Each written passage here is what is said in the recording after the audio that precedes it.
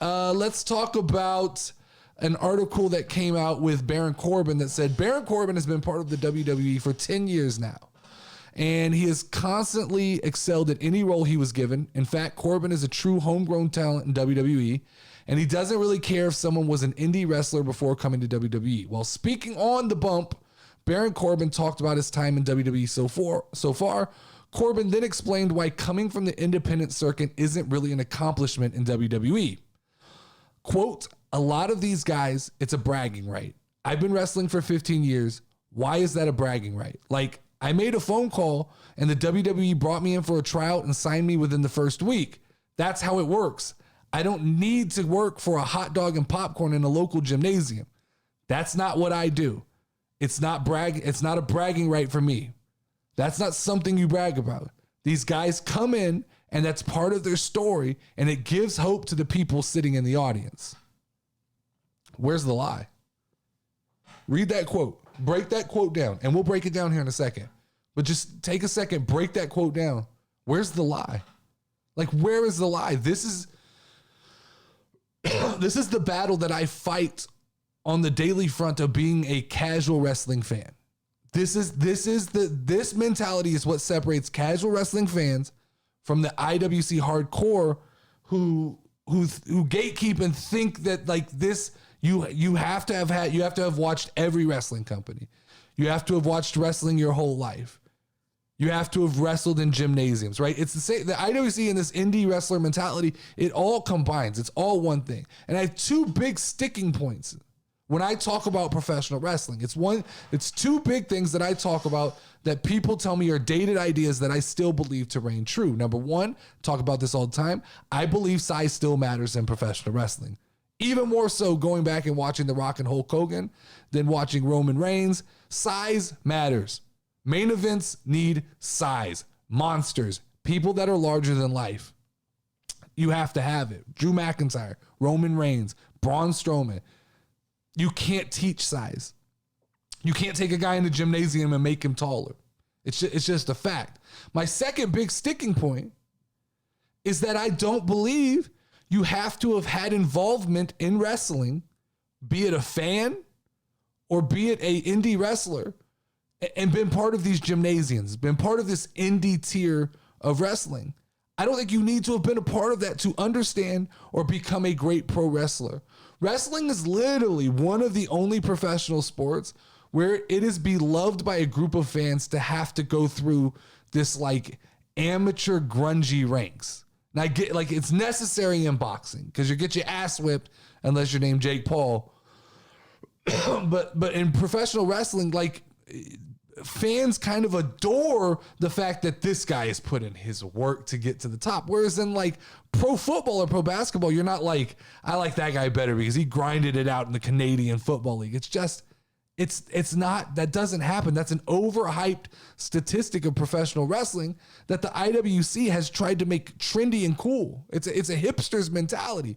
And maybe the separation between me and the IWC is that I come from a high-level sports background, right? I played college basketball. At the peak of my athletic performance and abilities, I am 100% sure I could have transitioned into something like professional wrestling. I just had no interest. There was never interest there, right? It was never like, that was something I enjoyed being a spectator of. But when I was at my peak physical form, I see the guys that are in these gymnasiums and I'm like, I could have done what they do easily. But I've always embraced wrestling from a spectator's interest. And that's why I think I'm able to see wrestling in a different light than some of these IWC fans who get so overwhelmed with the people who look like them and give them hope and give them this ability to think I could be a wrestler too. Because let's really break down this quote here from Baron Corbin. A lot of these guys, it's a bragging right. They've been wrestling for 15 years. Why is that a bragging right? If you haven't been wrestling for 15 years at the highest level, and at the highest level, I'm going to call it AEW or WWE. New Japan Pro, I guess you could throw in there. But when I talk about professional wrestling as if it was a professional sport, AEW and WWE are the big leagues, right? So obviously you could be an indie guy and you can wrestle for $45,000 a year, which is generous. and you put wear and tear on your body, do it for 15 years, and you can assume you're better than the professional athlete who calls up and gets the tryout, even though they've taken care of their body for the last 10 years by doing things in college and in high school and toning their body and tuning it to be an athletic machine, right? Especially with the WWE Performance Center these days and WWE training wrestlers to the style of wrestling they want. Like, this mentality doesn't make sense to me. The second part of this quote, and I think this is far more important, is the part where Baron Corbin talks about the IWC basically and how they gravitate to wrestlers that give them hope, that look like them. Because I hear at least 10 people a day on social media say that they're going to start their professional wrestling training journey. Half of them over the age of 30, which is insane. Most of them 5'10" with no athletic background. And they just assume because they see the guys in AEW and the indies do it, that's convinced them that size doesn't really matter. I can just start training and I'll become a professional wrestler. It discounts what all these people do.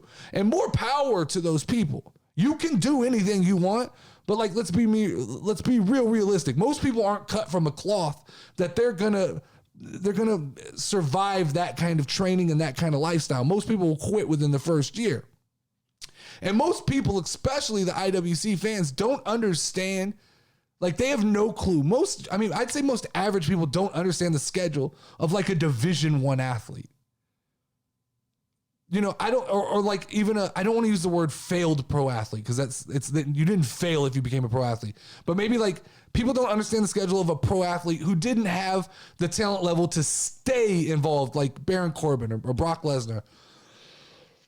Or The Rock, guys who made it into professional football, but they didn't have the staying power. They just didn't have that one thing, but they're still some of the highest level athletes that exist. College athletics and college athletes, they live in the sport they play.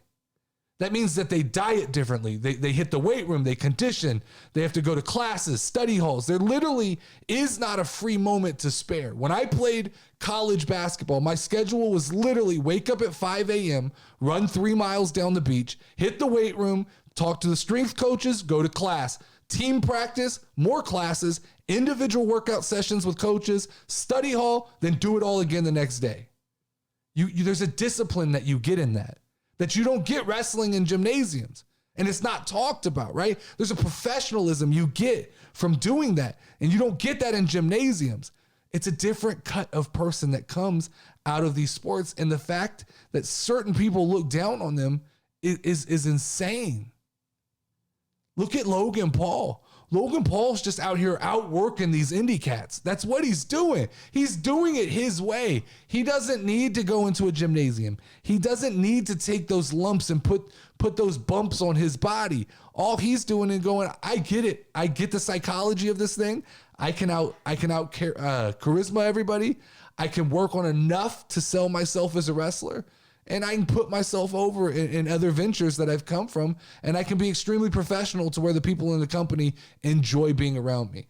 I can't tell you guys how many messages I get, and I get a ton of messages from people who are either wrestlers, some names that you would probably know, but I'm not going to say them. I get a ton of messages from people who have, quote unquote, been in the business, is what they tell me. And these people tell me that I can't possibly know what I'm talking about because I've never been in the business, so I need to shut up. But like, what they don't understand is being in the business and never reaching the top level. I don't view that as success. I don't think you have better insight into what I'm talking about when I talk about pro wrestling. You don't understand the entertainment any better than I do. Maybe you understand the flippy flips and the X's and O's, but you don't understand the business. And I saw a quote. I saw someone say, that guy's a wrestler. All he needs to do is wrestle. That's not what professional wrestling is. Like the name is so misguiding because professional wrestling is an entertainment business that just so happens to call itself wrestling. And the truth is, it's a business that lends itself to multiple different ways to get to the top. So I appreciate Baron Corbin actually having the balls to come out and say some of these things, because I do think that there is this IWC opinion that guys like Corbin or Roman Reigns, these guys that were professional athletes or college athletes, or the fact that like WWE recruits out of Division I colleges. Like the IWC likes to shit on that idea, but why can't there just be harmony? You don't see the athletes coming out and saying we're better than the guys who performed in gymnasiums. It's just different paths to get to the same place.